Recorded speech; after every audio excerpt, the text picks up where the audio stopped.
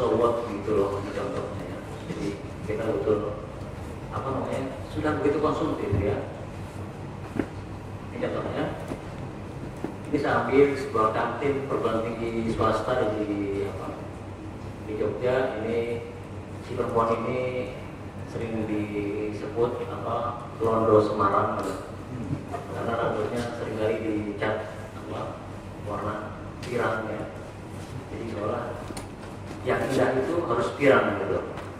Jadi yang indah itu harus instalasi, yang indah itu harus abstrak, yang indah itu harus video. Itu kan salah ya. Yang sebelah kanan ini poster yang saya ambil dekat Malioboro. Jadi semua dengan bahasa asing. Kita pun sekarang setiap pameran latah dengan tema-tema asing. Coba deh, ada nggak yang bahasa Sunda atau bahasa Jawa? Jarang sekali ya. Ini tidak salah, tetapi saya lihat ini terlampau konsumtif.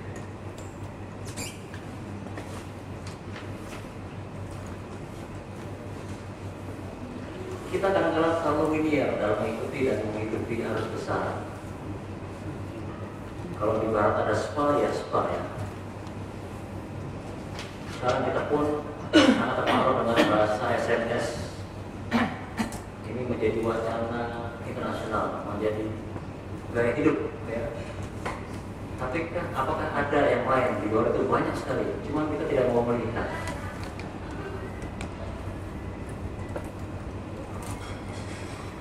Kita seringkali terbelenggu oleh ketakutan kalau tidak ilmiah dan tidak akademik. Kita seringkali takut dari sekat spesialisasi kita. Kalau orang grafis, kalau membuat karya lain itu takut banget tuh, takut dibilang tidak konsisten. Kalau seni grafis harus konvensional loh, harus dengan dicetak. Kalau dengan gambar, dengan warna tangan itu tidak halal, tidak sah. Karena kita terlampau terkurung pada spesialisasi. Seperti orang ini, itu terpecah-pecah, hanya tahu sedikit tapi banyak sekali.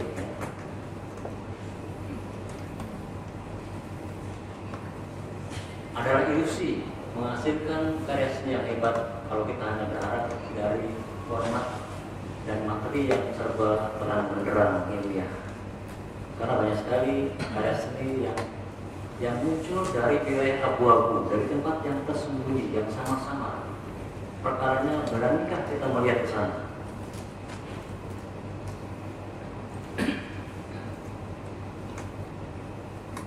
Seperti ilusi.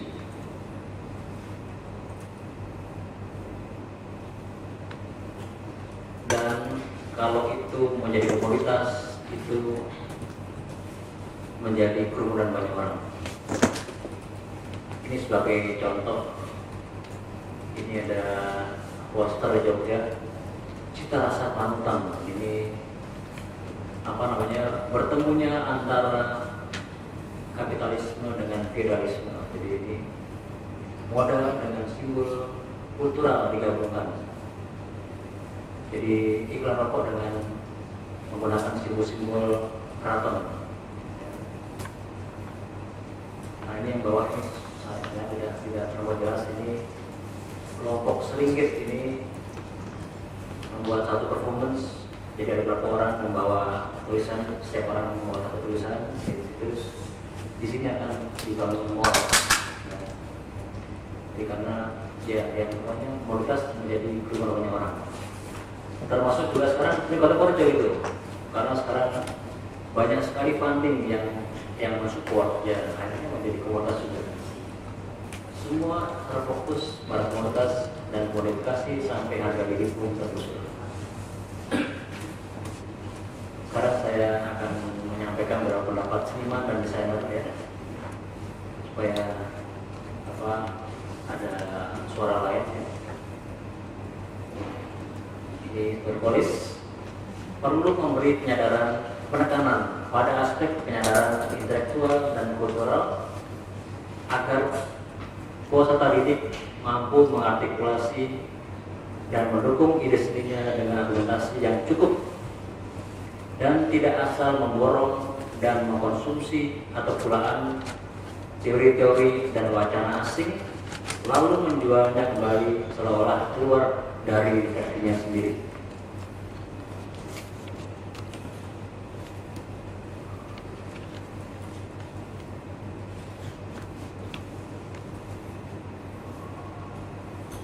Ini pendapat dari seorang desainer yang juga merangkap sebagai seorang petani organik. Ya. Dia mengatakan kita seringkali salah orientasi dan lingkup bahasanya terlampau sempit, yaitu terlampau spesialis. Lain lagi pendapat dari seorang desainer yang dia praktisi orientasi, namanya Pipit. Dia mengatakan bahwa sisi pendidikan seni atau desain kita hanya peduli pada satu aspek di otak, ya, jadi otak kiri saja. Akibatnya seniman dan desainer yang dihasilkan seringkali terkondisikan untuk merupakan kecerdasan alamiah mereka.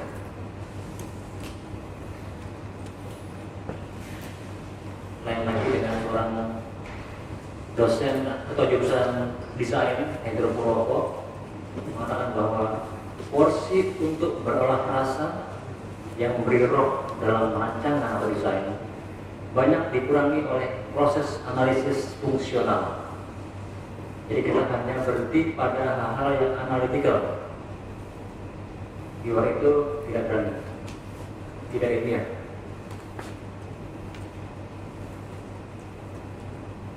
Retno, pengajar desain, mengatakan bahwa terlampau kuat wacana yang mendikotomikan antara seni murni dan desain, sehingga desain-desain yang dihasilkan tidak punya roh.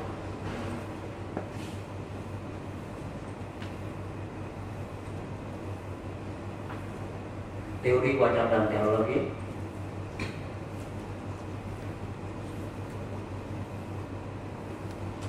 Teori, wacana, dan teknologi yang kita pinjam perlu diadopsi dan dibumikan serta disosialisasi supaya kita pemakainya dapat memanfaatkannya secara kreatif, produktif, dan mengaktualisasikan potensi dan inisiatif kita, bukan jadi pembungkam apalagi pembunuh. Ya.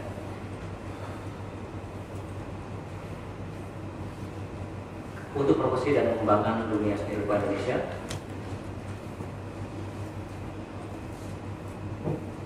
prinsipnya kita perlu mempunyai kesadaran untuk bisa melihat dan memanfaatkan potensi-potensi yang ada pada diri kita sendiri, potensi lingkungan kita yang ada di sekitar, dan dalam relasi antara kita dengan lingkungan kita, dan dari relasi antara kita dengan pihak-pihak lain.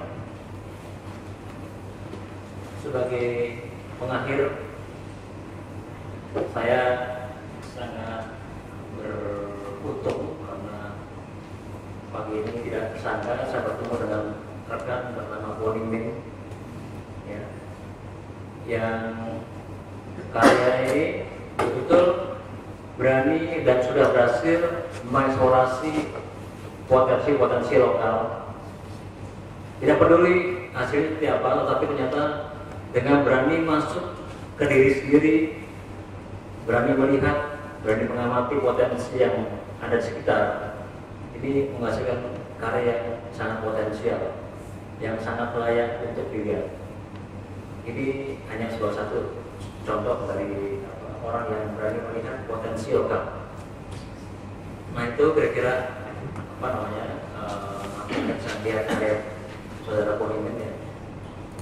Itu kira-kira poin yang saya sampaikan. Jadi saya senang sekali kalau kita akan membuat dialog tentang ini. Terima kasih. Paparan selama 2015 menjadi cukup menarik dan audiovisual. Saya nggak tahu sih banyak backgroundnya kok memakai background daun ketela atau daun ganja itu, Pak. Iya, ganja. Tapi saya kira ada hal yang menarik di situ. Yang pertama tentang upaya untuk merekonstruksi kecenderungan yang sudah menjadi arus utama atau mainstream di dunia pendidikan ini.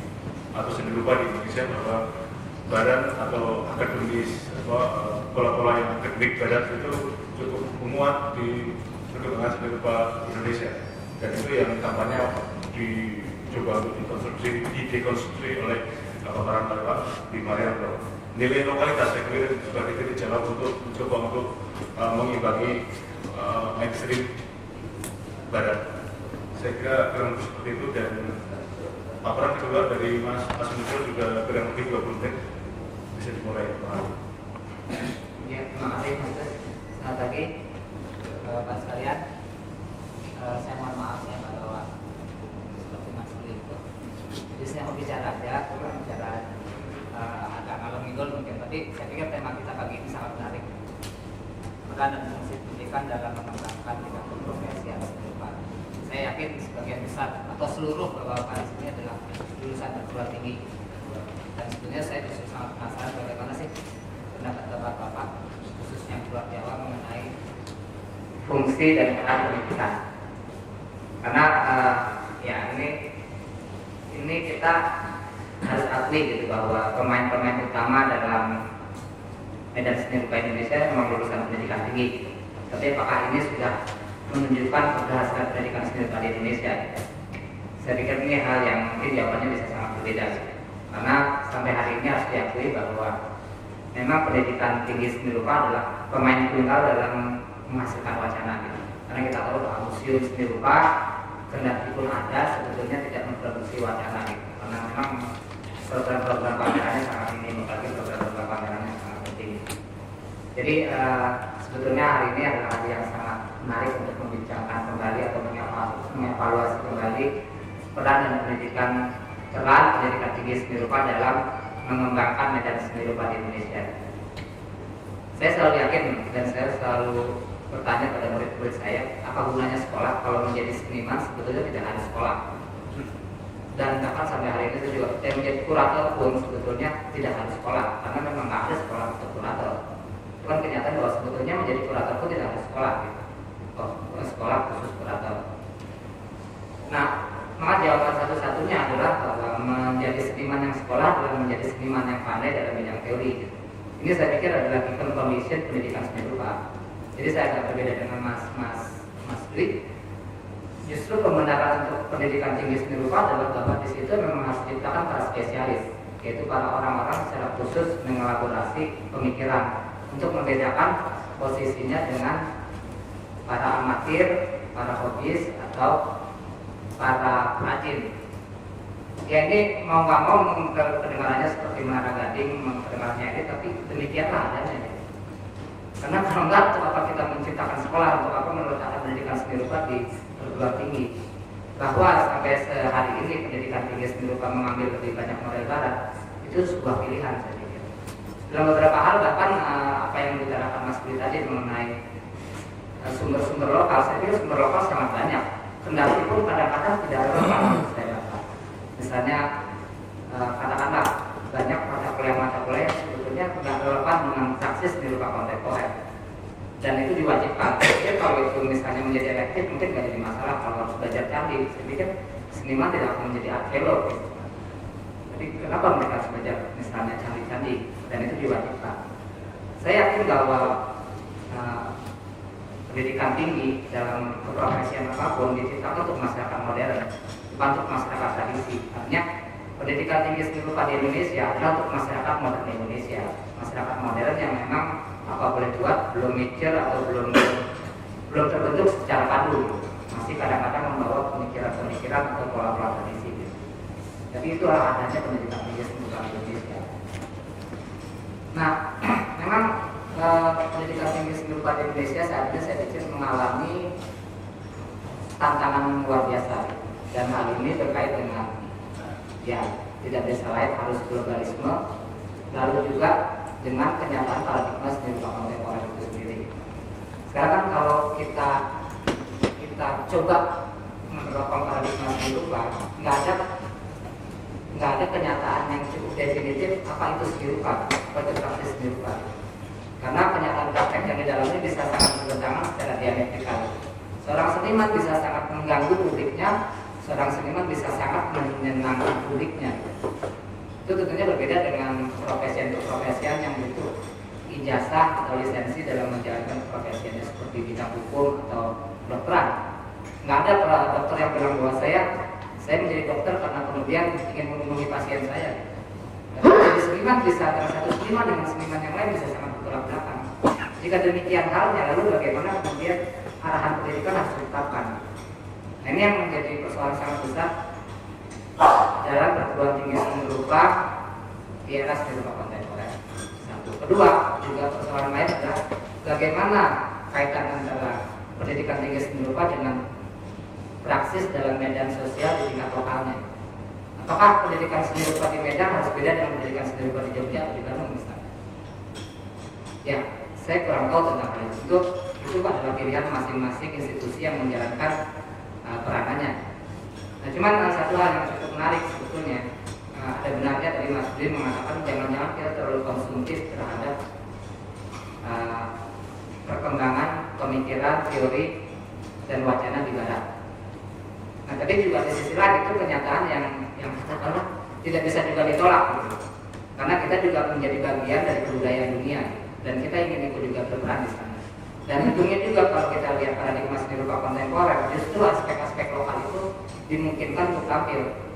Kita lihat kan seniman-seniman yang dijagokan Mas Budi misalnya seperti Heri Dono, seperti Mas Nityo, adalah seniman-seniman yang justru merefleksikan identitas atau persoalan lokal.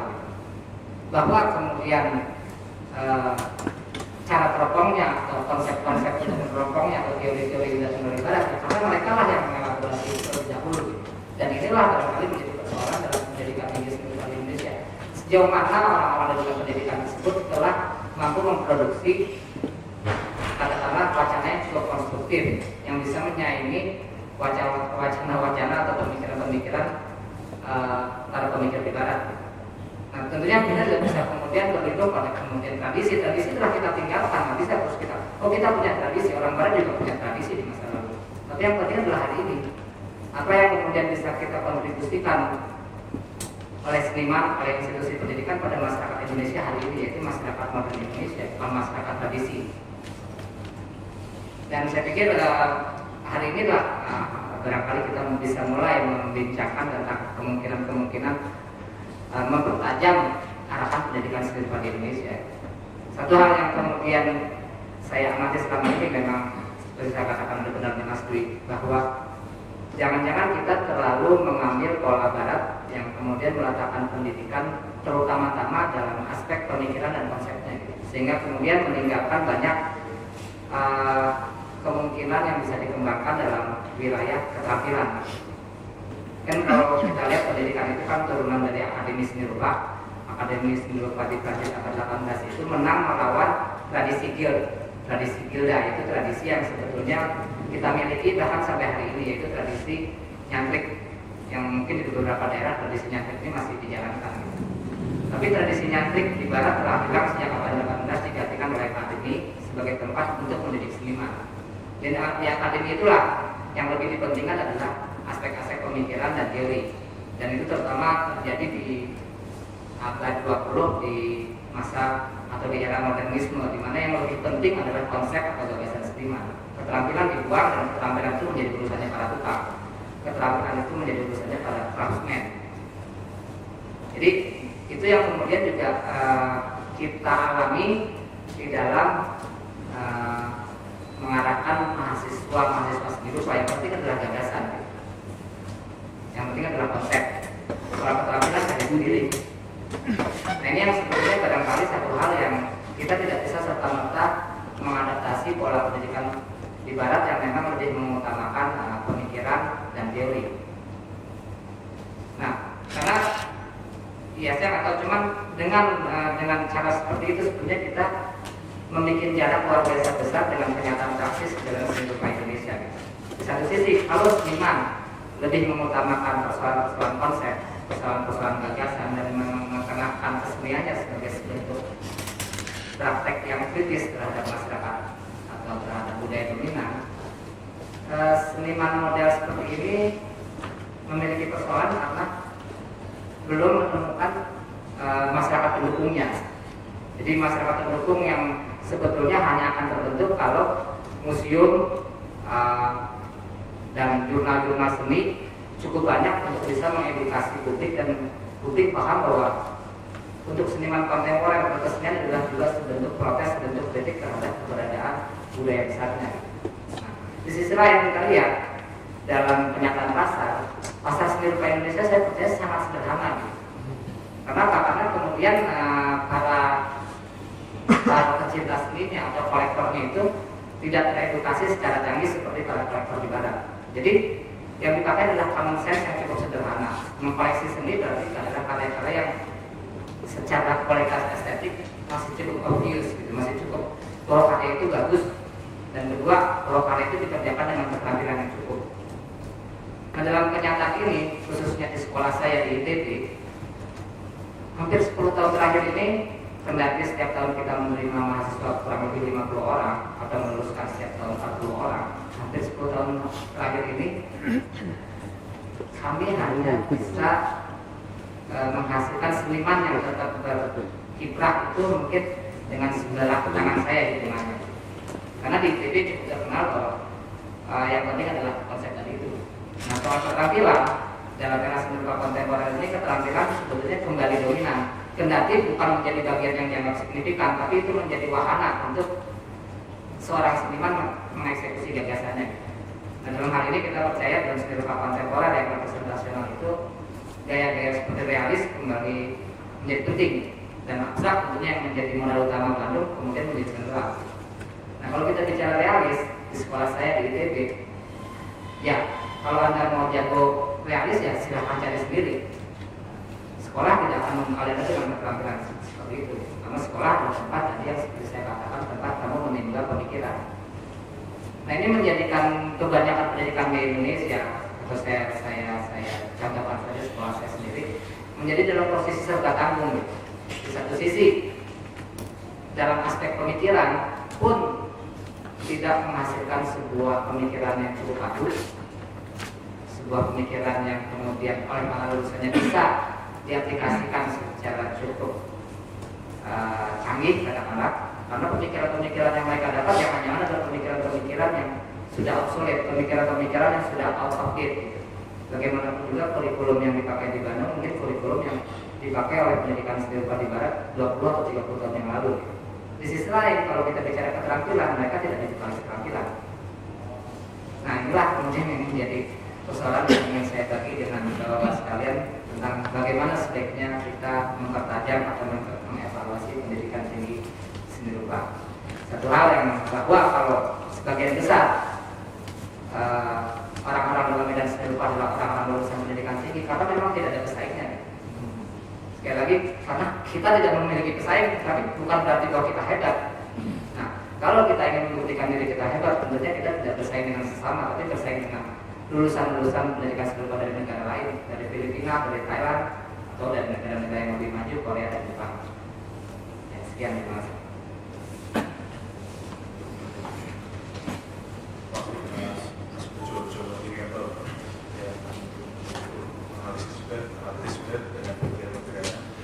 Beberapa hal penting yang bisa saya catat di sini adalah sebetulnya pemikiran Mas Pujo sedikit agak awalnya agak sebenarnya dari Pak Dwi tentang pelaporan terhadap arus pemikiran barat dan mulai menjadi mainstream atau utama itu tidak dengan sendirinya kemudian lari pada persoalan kualitas seperti jawabnya, tapi bagaimana melihat hari ini untuk menjadi titik beradab menuju upaya-upaya yang lebih konkret menjawab tantangan hari ini juga. Tidak lalu kembali ke masa lalu atau kualitas, karena sebenarnya benar pun juga banyak nilai-nilai lokal yang kemudian jadi berangkat untuk memikirkan sebuah gagasan tentang konsep-konsep dual, konsep-konsep dalam pemikiran sampai ke pemikiran sendiri. Kemudian saya kira yang cukup menarik bahwa persoalan gagasan atau konsep juga jauh lebih penting dalam persoalan seperti apa disamping pada persoalan keterampilan. Itu dua hal itu satu komponen yang seperti uang dengan dua sisi yang saling berhubungan, saling berpasangan. Dan saya kira itu pikiran-pikiran yang bisa kita kembangkan dalam forum diskusi kali ini. Dan saya akan melemparkan ke teman-teman untuk memberi saudara-saudara sekalian untuk bisa memberi respons tanggapan entah itu pertanyaan, entah itu mungkin sampaikan atau apapun terhadap dua proposal ini, yang saya kira kita bisa berangkat dari pikiran positif untuk membangun diskusi ini lebih konstruktif untuk kita bersama. Saya kira 2 atau 3 pertanyaan pertama, ya 1, 2, 3, maaf saya tidak belum begitu kenal, jadi mohon sebutkan nama, kemudian dari mana untuk bisa lebih kita lebih kerap karena temanya temu perubahan. Silakan, Mas 1, 2, dan 3. Saya baru kenal Mas Purwo daripada Macam. Saya yang mana dulu? Maju. Yang mana? Mas bisa maju di sebelah sana dulu. Oh, ini aja. Ya, begini. Bisa. Banyak kelihatan. Di sini aja lah ya. Enggak apa-apa, Anda punya forum di situ. Oh, punya forum. Oh, Assalamualaikum warahmatullahi wabarakatuh. Mungkin ada sebuah pertanyaan yang Sebutkan nama dan dari mana. Saya Yudiana dari Bandar Lampung. Mungkin ada prolog dulu gitu. Apakah generasi kita tidak boleh menciptakan suatu generasi baru? Mungkin itu adalah sebuah pertanyaan. Apakah kita masih tergopoh-gopoh dengan budaya lama ketika itu menjadi sebuah yang mesti kita lawan karena sifat penjajah adalah kolonial.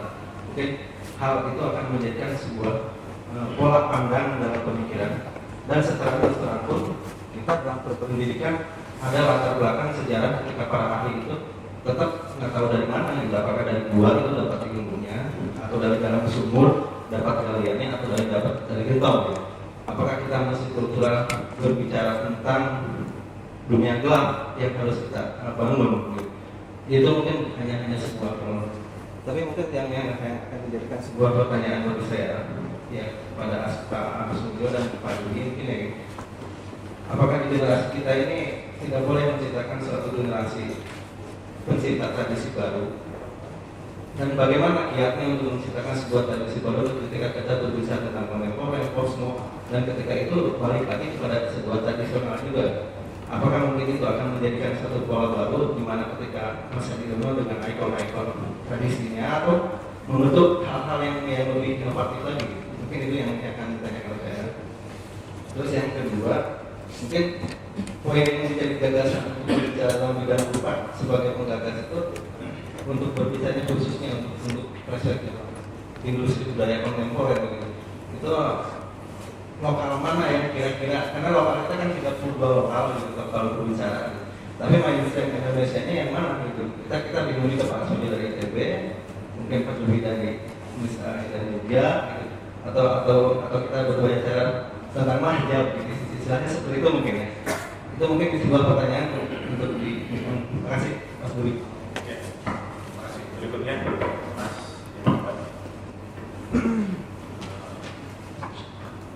Saya Mansur, dari perguruan tinggi seni rupa Pasar Seni Ancol. Begini, jadi saya sedikit mengomentari ya mungkin mengenai apa yang disampaikan oleh Bapak Dwi Marianto, bahwa kita itu dari untuk program kesenirupaan ya, perguruan tinggi itu yang terlalu linier, yang terlalu mengadopsi dari pemikiran-pemikiran konsep barat, dan ada beberapa hal yang lain, jadi kita kayak efek itu. Ini saya rasakan betul bahwa itu juga yang terjadi pada diri saya pada waktu itu tahun 1991, waktu itu Yasri pertama, Yayasan Kebudayaan Kesenirupaan waktu itu yang diketuai oleh Bapak Jim Supakat atau saya lupa, dan program bisa lebih singkat gitu ya? Ya, singkat begini. Jadi pada waktu itu ada program grafis ya, seni grafis, dan karya saya ditolak di dalam jadi ditolak halus karena saya tidak membuat karya-karya itu dengan kaidah-kaidah seni grafis. Kaidah seni grafis di sini artinya adalah yang sesuai dengan pendidikan akademik.